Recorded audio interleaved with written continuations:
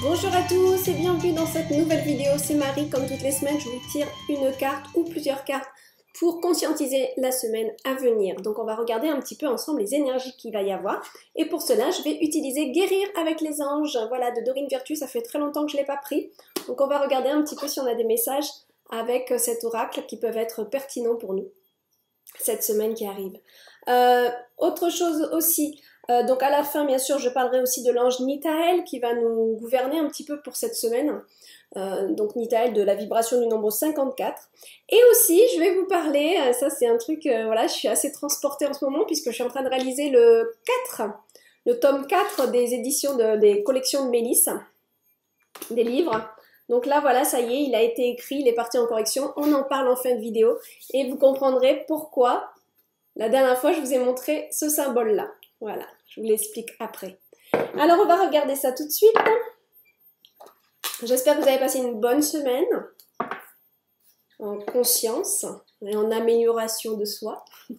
Puisque, voilà, c'est un petit peu ce que j'essaie de faire comprendre à travers les vidéos. Allez, on demande.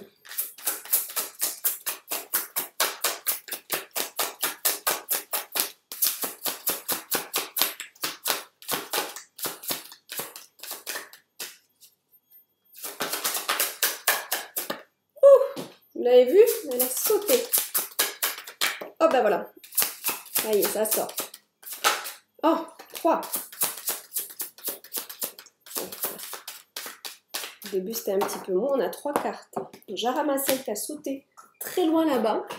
Hop là, voilà. Et on va regarder ça ensemble.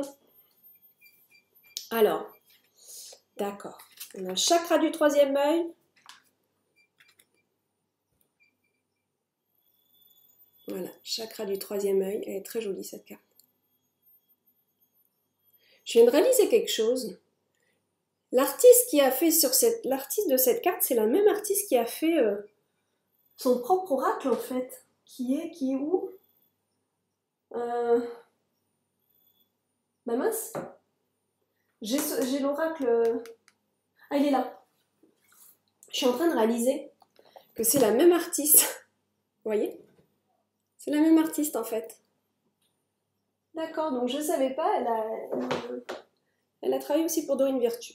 Bon, on a chakra du 3e œil pour cette semaine, on a maître ascensionné. Maître ascensionné. Et on a âme jumelle. On a beaucoup de spiritualité. Hein. Alors j'ai pris Guérir avec les anges, mais là on a vraiment un thème très, très axé sur le spirituel. Donc, ça remarque, ça m'étonne pas trop. Ça m'étonne pas trop parce qu'en fait, cette fin de semaine avec le début de la semaine d'après, on est sous une influence aussi très spirituelle, de connaissances spirituelles. Donc on peut être amené à vouloir, je vous dis ça parce que avant l'ange Nitael, c'est Nanaël, et Nanaël va nous mettre un petit peu sur la voie de la connaissance spirituelle, mais va aussi nous mettre sur des situations où il va nous tester, voir si notre connaissance spirituelle est juste ou pas. D'accord? Donc c'est pas trop étonnant qu'on ait aussi ces cartes-là qui nous gouvernent. Voilà, donc je vais les lire d'abord. Chakra du 3e œil. Vous pouvez voir l'énergie de l'amour sans danger, qu'elle apparaisse sous la forme d'un ange, d'une aura ou d'une vision. Voilà, donc là on nous incite un petit peu à avoir moins peur de l'amour, à être plus ouvert, à ouvrir un peu plus notre cœur. Et ça c'est pas facile. C'est vrai que c'est pas facile, hein, on a tendance à fermer pour pas souffrir, surtout si on a eu des expériences dans le passé qui n'ont pas été géniales. On a tendance à, en effet, fermer les portes parce qu'on a peur de se casser encore la figure, de souffrir encore à nouveau. Et c'est un réflexe, c'est très humain, c'est un réflexe instinctuel aussi, du monde des animaux. Parce que c'est le réflexe de, par peur, on se ferme, et même par peur, on peut devenir agressif. C'est spécial, hein? Mais ça, ce sont les peurs qui nous gouvernent, qui bloquent certaines situations d'amour. Voilà, ça c'est important de le savoir. Donc là, on vous demande un petit peu d'ouvrir votre 3e œil, c'est-à-dire un petit peu de laisser place à votre intuition.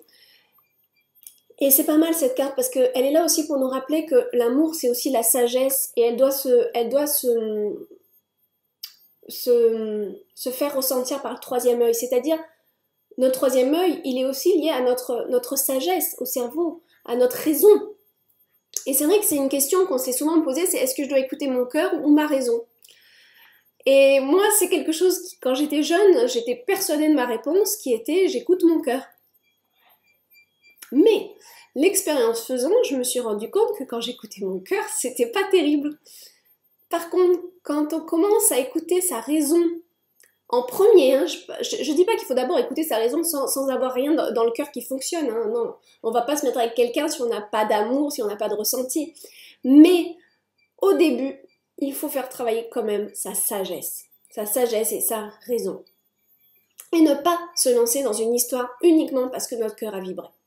Ça, c'est fou, hein, parce qu'il y a encore quelques années, j'aurais dit écoutez votre cœur, mais non. Maintenant, avec l'expérience, avec mon parcours spirituel aussi, avec toutes les formations que j'ai pu faire aussi, on peut discuter entre nous, etc. Voilà. Et il y a ma propre expérience, de toute façon, qui est suffisante pour me dire que quand on écoute trop vite son cœur, on agit par pulsion, par impulsivité, par passion souvent. Et on est souvent amené à faire des erreurs parce qu'en fait, il n'y a pas eu assez de temps de discussion, il n'y a pas eu assez de temps de connaître l'autre. Je parle de ça quand on est vraiment dans l'impulsivité de l'amour, c'est-à-dire on écoute notre cœur, on est tombé amoureux, c'est quelque chose qui arrive beaucoup dans les coups de foudre. On est tombé amoureux, on y va, puis on y va directement, au bout d'un mois, ça y est, c'est déjà consommé, même il y en a, c'est le premier soir. C'est trop. On ne connaît pas l'autre, on ne connaît pas la personne en face. On agit par impulsivité, passion, qui en fait, elle répond à des manques intérieurs. Et ça, je crois que je l'ai dit dans une dernière vidéo. Qui va répondre à des manques intérieurs. On est attiré, on a besoin, soit par dépendance affective, soit parce qu'on a des manques et l'énergie de l'autre que l'on va capter. Donc tout ça, c'est multidimensionnel, c'est parallèle à notre vie concrète. Notre aura va se connecter à son aura par résonance. Mais par résonance aussi par des manques ou par des affinités qui ne sont pas forcément dans le côté positif. Et hop, on va fusionner avec cet état d'être, avec l'autre personne, avec cette autre polarité, parce que c'est des manques qui nous ont... c'est compliqué à expliquer, mais ça, ce sont des pulsions chimiques un peu, chimiques dans le bon sens du terme, dans la chimie des énergies de l'un et de l'autre. Mais malheureusement, ça part souvent au clash au bout de quelques mois ou au bout de quelques années. Voilà. Parce qu'on n'a pas pris le temps de discuter avec l'autre. Vraiment d'apprendre à se connaître. Ou alors, il y en a qui restent ensemble. Hein. Il y en a qui restent ensemble, mais... Voilà. Est-ce qu'il y a vraiment de la fidélité dedans? Pas sûr. D'accord? Pas sûr. Pas sûr du tout. Mais on ne connaît pas la vie des gens. Donc, quand on répond comme ça à des manques et qu'on va dans une histoire, et puis après, on est dans l'engrenage, donc on fait des enfants, tout ça, mais on n'a pas pris le temps vraiment de faire jouer notre sagesse, etc. C'est pour ça que je suis désolée de le dire, mais il y a énormément d'infidélité. Faut être clair. Attention, ne paniquez pas, tout le monde n'est pas infidèle. Ne paniquez pas, parce que tout de suite vous allez dire, ah peut-être ça se trouve... Non, on se calme. Mais voilà, c'est pas tout le monde, mais il y a quand même il y en a quand même beaucoup. Il y en a quand même beaucoup, mais pourquoi? Parce que la routine s'est installée et puis paf, il y a le manque qui arrive. Il y a ce manque qu'on a ressenti qui va nous faire une sorte de pulsion chimique. Et elle va se renouveler avec quelqu'un d'autre parce que la personne avec qui on est, ça s'est stagné. Ça a stagné et puis c'est rien. Et puis on n'a pas su évoluer notre amour vers vers quelque chose de plus sage, d'un amour d'une plus haute vibration. Parce qu'il y a plusieurs stades d'évolution dans l'amour. Et voilà. Donc, c'est pour ça qu'on va être amené à être attiré de nouveau par quelqu'un d'autre ou quoi. Voilà. Mais si on laisse place plus, et c'est pour ça que je parle de tout ça, hein, c'est parce que on parle du troisième œil dans l'amour, là. Si on laisse place plus à notre sagesse, à dire, ok, tiens, j'ai remarqué cette personne, son profil me plaît. son profil me plaît. Si tout de suite vous êtes amoureux, que le cœur bat, posez-vous des questions. Posez-vous des questions pourquoi vous êtes comme ça à l'attaque. Des fois on peut se dire oh, c'est mon âme sœur, ça y est, c'est connecté tout de suite. Bah oui, mais ça fait plaisir de se le dire. C'est possible, mais peu importe. Même si ça s'est passé comme ça, on ne part pas directement dans la relation. On ne se lance pas comme ça. Même si vous avez le coup de foudre, même s'il y a quelque chose de très fort, on attend, on se pose, on apprend à connaître l'autre et on y va étape après étape. On se fait pas le restaurant romantique dès le premier soir. Non, la première fois on peut discuter tout ça. Après on peut prendre un thé, des choses très simples. Voilà, il faut y aller vraiment progressivement, quelques appels et on apprend à se connaître. Et c'est un peu comme une relation amicale au début. Et c'est ça qui est important. C'est vraiment de prendre le temps de se connaître pour apprendre à connaître l'autre. Et là, notre sagesse va nous dire, tiens, tu te sens attiré par cette personne, mais est-ce que cette personne te correspond? Et c'est là qu'il faut faire la connexion entre le cœur et la sagesse. Mais si vous écoutez que votre cœur, ça portera pas ses fruits. Pas pareil du moins. Pas pareil. Je vous donne les clés pour vraiment qu'une relation s'embellisse d'année en année. Qu'elle s'embellisse d'année en année, c'est de prendre le temps, d'apprendre à se connaître. Et pour ça, c'est plusieurs rendez-vous, c'est plusieurs appels téléphoniques, c'est prendre le temps, c'est pas être pressé. Parce que des fois, au bout d'un mois, on se dit, bon allez, j'y vais parce que là, sinon je vais le louper. Hein, la personne, là, elle va aller voir quelqu'un d'autre. Et c'est comme ça qu'on réagit. La plupart des gens réagissent, et souvent les femmes se disent, non, mais je vais y aller parce que ça y est, je vais aller dans la relation intime parce que, en fait, sinon, la personne ne va pas attendre. Enfin, si c'est la personne qui t'est destinée, elle va attendre. C'est sûr, c'est obligé. Si cette personne vous est destinée, si l'univers a prévu cette personne dans votre programme, elle va attendre. Et elle se montrera sous cet aspect que vous avez envie de voir. C'est-à-dire quelqu'un qui est prêt à vous attendre quelques mois. Alors, ça se trouve, il y en a même qui peuvent faire attendre quelques années, mais enfin bon, sans aller jusque-là. Idéalement, c'est une période de 9 mois à 1 an pour vraiment connaître l'autre. 9 mois qui est la gestation du bébé. Voilà. C'est tout symbolique, tout ce que je vous dis là, mais ça a un lien, ça a un rapport. C'est pas en 1 mois, 2 mois. Déjà, minimum, j'ai envie de dire, minimum 6 mois. Apprenez à connaître la personne. Et si possible, un petit peu plus. Si possible, un peu plus. Ne soyez pas dans la panique, ne soyez pas dans la réaction de vous dire j'y vais parce que sinon je vais le louper. Mais qu'est-ce que c'est? En fait, si on réagit comme ça, moi je le comprends parce que j'ai été la première dans ces cas de figure et à plusieurs reprises. Parce qu'en fait, on a peur. On a peur de louper quelque chose, on a peur de louper l'amour. On n'a pas confiance en soi, c'est tout. On n'a pas confiance en soi et on n'a pas confiance en notre programme et en l'univers. Mais si, une fois qu'on a la foi, cette foi inébranlable et la confiance en l'univers, on sait que si cette personne doit être sur notre chemin, elle va y rester ou elle va revenir. C'est fou, hein? Mais il peut y avoir des choses qui se passent incroyables dans la vie. Rencontrer quelqu'un, avoir quelque chose et puis ne plus le revoir et puis se dire voilà, c'était pas ça et revoir la personne 2 mois après au coin d'une rue. Toujours pareil, c'est pas pour autant qu'il faut lui sauter dessus. On apprend à se connaître. Et c'est là qu'on fait travailler notre 3e œil parce que notre sagesse, elle est en lien avec le 3e œil, avec le chakra coronal. Elle est en lien pour nous donner la bonne guidance, Et c'est pour ça qu'on a cette carte-là. On vous dit attention, arrêtez d'agir avec impulsivité, avec passion. Faites travailler votre sagesse et votre raison. Il ne faut pas que la raison vienne écraser l'amour, mais il ne faut pas que l'amour vienne écraser la raison. Vous comprenez? C'est super important. Et souvent, l'amour vient écraser la raison. Eh ben non. Il faut être mature, il faut être mûr envers ça, envers ce sentiment qui nous vient et se dire ok, je ressens ça, c'est une personne qui m'attire, j'ai une résonance, maintenant je vais apprendre à connaître cette personne. Et vous verrez bien, au bout de quelques mois, tiens, est-ce qu'elle a les mêmes valeurs? Est-ce que cette personne, par exemple, j'adore lire, est-ce que cette personne aime lire? Est-ce que cette personne, il y a plein de questions à se poser qui nous correspondent.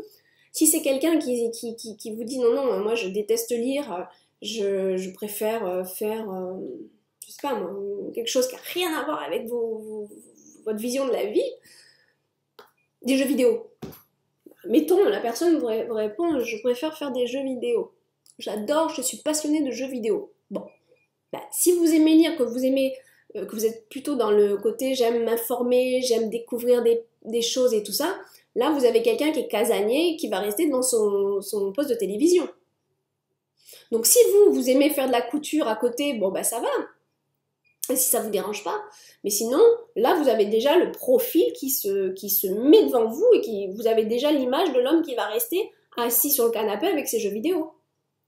Alors, soit ça vous plaît, soit vous le savez déjà, quoi. Il faut poser toutes les questions. Et il faut attendre. Parce que la personne en face, elle peut vouloir vous dire ce que vous avez envie d'entendre. Sauf que quand on apprend la personne sur plusieurs mois, et c'est pour ça qu'un minimum d'1 an, c'est bien, chasser le naturel, il revient au galop. Et c'est comme ça qu'on apprend à vraiment découvrir la personne. Tiens, elle me disait qu'elle aimait pas ça, mais pourtant, le week-end dernier, c'est ce qu'elle faisait. Ou tu vois, voilà. Il y a des choses qui pourraient paraître plus logiques par rapport à son discours. Mais ça, c'est dans le temps. C'est dans le temps qu'on voit ces choses-là. C'est pas en 1 mois, ni en 2 mois. Voilà, bon, je vais activer parce que là, on a passé 16 minutes juste sur cette question. Ben, remarque, tout est lié en plus parce que, donc, maître ascensionné, de puissants enseignants spirituels pleins d'amour et de sagesse vous guident et veillent sur vous. Là, encore une fois, on vous demande d'écouter votre guidance. Vous avez une petite voix intérieure, faites-la travailler. Votre petite voix intérieure, elle est là pour vous guider. D'accord? Donc, laissez place à ce maître qui vous guide. Alors, bon, c'est la carte des maîtres ascensionnés, mais c'est la carte de votre guide spirituel en vrai. Écoutez votre guidance. Quand il y a quelque chose qui se profile à l'horizon, demandez. Et des fois, on n'ose même pas demander parce qu'on a peur de la réponse. C'est fou, hein? On veut tellement quelque chose parfois qu'on ne demande pas la guidance même quand on est spirituel parce qu'on n'a pas envie d'avoir la réponse. C'est très fort. Donc, là, si vous voulez réussir votre parcours, que ce soit professionnel, amour, santé, projet quelconque, bah, demandez votre guidance et soyez à l'écoute pour pas vous tromper. Vous êtes en train de vous dire, tiens, est-ce que je vais dans cette direction-là? Est-ce que je me dirige là vers ce projet que j'ai en tête? Et puis au moment où vous êtes en train de penser ça, il y a un oiseau qui s'écrase sur la porte de votre bureau. Mettons. Ou une porte. Il vient de se taper la figure sur une porte en volant. Bah, c'est pas très positif. Ça veut dire que la porte là, on va se la prendre. Hein? L'oiseau, c'est les pensées. Et là, on est en train de... Oh, ça va pas être bon. Par contre, si à ce moment-là, vous êtes en train de penser ça, et puis vous regardez par la fenêtre, et puis il y a un magnifique... je sais pas, un petit oiseau qui commence à prendre son envol d'une branche d'arbre, ah, c'est pas mal. C'est déjà plus positif, vous voyez? Tout est comme ça, tout est comme ça. Soyez attentifs, en fait. Soyez attentifs aux signes que l'univers vous envoie. Et si vous n'en avez pas, demandez à être aidé. Merci de m'aider dans telle situation, s'il vous plaît. Pourriez-vous me guider dans cette situation? Me montrer le chemin? Me montrer les signes? S'ils sont bons ou pas? Eh oui. Âme jumelle. La réponse à votre question implique l'existence d'une relation amoureuse fondée sur la spiritualité. Donc là, on est quand même pas mal dans l'amour et la spiritualité. Donc, âme jumelle, c'est tout un programme. Hein. L'âme jumelle, souvent, ce sont 2 âmes qui ont le même programme. D'accord? Et qui sont venues sur Terre et qui ont exactement le même programme, qui sont rendus au même niveau et qui ont le même programme d'évolution.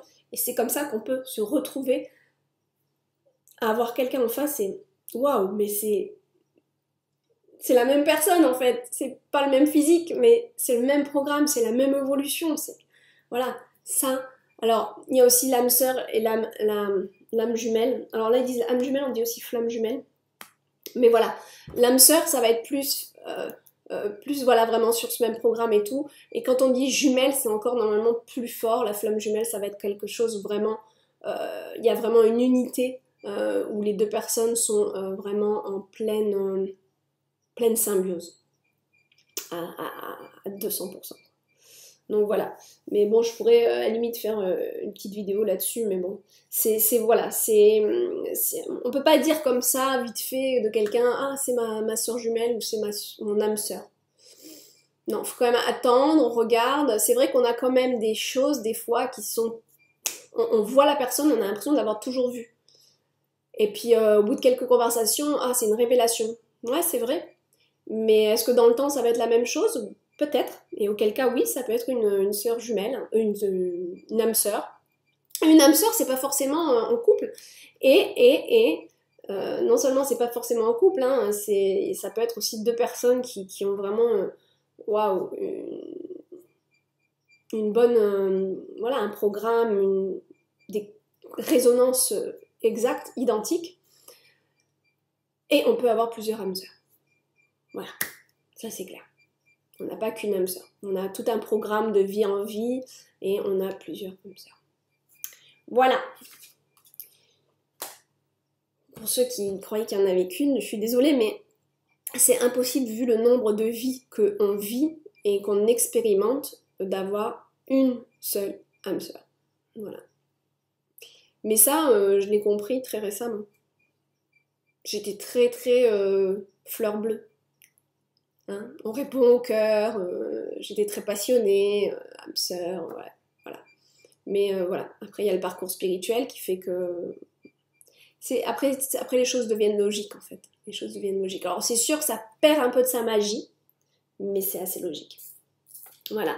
Alors, je voulais vous parler de la petite maison. Avant ça, on va parler donc de l'ange Nitael, de la vibration du nombre 54, qui lui, Nitael, alors je vous parlais de Nanaël juste avant, mais on va commencer la semaine et puis 2 jours après, ça sera plus sous son influence, ça va être sous l'influence de Nitael, qui lui est plus axé sur le bien-être, guérison, beauté. On va peut-être avoir envie de se faire plus jolie, ou alors pas plus jolie, mais avoir envie de prendre soin de soi. Voilà, ça peut être une semaine où on va avoir une envie de prendre soin de soi. Et même en France, je sais que c'est l'hiver. Souvent l'hiver, on a tendance à hiberner, on n'a plus trop envie de se maquiller. Enfin, ça dépend. Pour ceux qui vont travailler, oui. Mais voilà, pour ceux qui restent chez eux ou quoi, c'est souvent on est en pantoufles et on ressemble à pas grand chose. Mais voilà, ça va être plus une semaine où on va se dire, oh bah allez, non là, faut que je m'apprête un petit peu, je vais me peigner, je me bichonne un petit peu cette semaine. Voilà, ça va être un petit peu plus ça, avec une certaine fraîcheur, avec ouais. Ça va être une semaine sous l'énergie un petit peu aussi créative, artistique, c'est possible. Voilà. Alors pour finir cette vidéo, voilà, le petit symbole, la maison. Donc, vous aurez compris que s'il y a cette maison, c'est pas pour rien. Elle est mignonne, elle est trop chou. Elle s'allume. Elle s'allume en plus. Donc, je vais vous annoncer le thème du tome 4 de Mélisse. Je le rappelle pour ceux qui sont nouveaux à me regarder, il y avait le tome 1, nettoyage des émotions. Donc ce sont des livres méditatifs avec des méditations à l'intérieur. Donc il y a une histoire, une méditation, une partie question, une partie où on dessine aussi, où on demande à l'enfant de dessiner un thème bien particulier. Tout ça, c'est une petite thérapie douce pour l'enfant, pour se sentir mieux, pour sortir un petit peu de lui ce qu'il a besoin de sortir. Et pour le parent, c'est un super partage, c'est vraiment un super partage à faire avec son enfant. Dedans, il y a des fiches explicatives pour le parent, pour vous mettre en confiance, pour vous aider à faire la méditation à votre enfant. Donc ne soyez pas paniqués en disant « je ne sais pas faire une méditation, comment je fais faire ça ?» Tout est dedans. Et c'est facile, vraiment facile. Donc ça, c'était nettoyage des émotions. Nettoyage, on voit pas bien, nettoyage des chakras. Donc il y a la nouvelle version, ça c'est l'ancienne version, celle qu'il y a en France maintenant qui est arrivée. Donc là, c'est vrai que j'ai oublié de le dire, ça s'appelle Les Histoires de Mélisse, c'est le premier qui était sorti. Maintenant la nouvelle version, le stock est en France, j'en ai pas avec moi, c'est Les Méditations de Mélisse, ou c'est Méditations de Mélisse, mais c'est le même livre. Hein. Et là, c'est toujours Mélisse et le pot arc-en-ciel, c'est juste écrit différemment, c'est plus écrit ici, voilà. Et si dans la seconde édition, j'ai rajouté une fiche des chakras, pour les expliquer. Et là, on avait la transformation intérieure, conscientisée et transformée, avec Mélisse et le puits magique.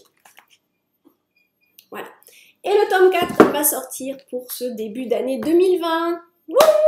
Je suis super contente, ça y est, il a été écrit, j'ai écrit le poème, tout est fait, et il est parti en correction, orthographie, grammaire, hein, quand même, il y a besoin, donc on fait corriger, et le thème, c'est la maison de Mélisse, voilà, la maison de Mélisse avec toute une symbolique autour de la maison, qui représente son intérieur, et le thème, donc le titre, la maison de Mélisse, le thème, c'est l'harmonisation intérieure. Voilà. Donc, comment harmoniser l'enfant? Comment il va pouvoir s'harmoniser? Et tout ça, c'est en lien avec la maison et le symbole de la maison. Donc, on va emmener l'enfant en méditation, visiter la maison de Mélisse. Et pièce par pièce, elle va lui expliquer symboliquement ce que cela représente. Et elle va l'amener à vouloir nettoyer intérieurement son être. Donc, en visualisant, en méditant sur cette maison de Mélisse, en méditant, en voyageant à travers la maison, en regardant toutes les pièces, parce que l'enfant va vraiment tout visiter, ça va se connecter avec son intérieur et il va en même temps faire ce travail à l'intérieur de lui, de nettoyage intérieur. Et vous verrez, j'en dis pas plus, mais après on demandera à l'enfant aussi de voir comment il visualise sa maison à lui. Et c'est un beau parcours, voilà. Il y a aussi une notion écologie, respect de l'environnement, recyclage, hein, dedans, il y a une notion qui est soulevée par rapport à ça. Voilà, on finit encore par une petite histoire, donc on débute avec une histoire, on rentre dans la méditation, on finit par une petite histoire, ensuite il y a les questions, et le poème pour finir. Un joli poème. J'aimerais vraiment vous le dire maintenant, mais je vais attendre un petit peu parce que ça va casser la magie sinon, si je dis trop tout maintenant. Voilà, donc la maison de Mélisse, bientôt, voilà, donc là je suis en train déjà de concevoir le livre sur l'ordinateur, je suis en train de mettre tout ce qu'il faut pour que ça soit joli à l'intérieur, avec les illustrations, et voilà, donc normalement j'espère qu'on l'aura pour Pâques, en fait, en France. Parce que bon, début d'année, hop, ça partira en impression. Après, il faut le temps d'imprimer, le bateau, etc. Il faut compter 3 mois. Au minimum 3 mois. Donc voilà, j'espère qu'on l'aura pour Pâques. Je vous fais des gros bisous. À bientôt.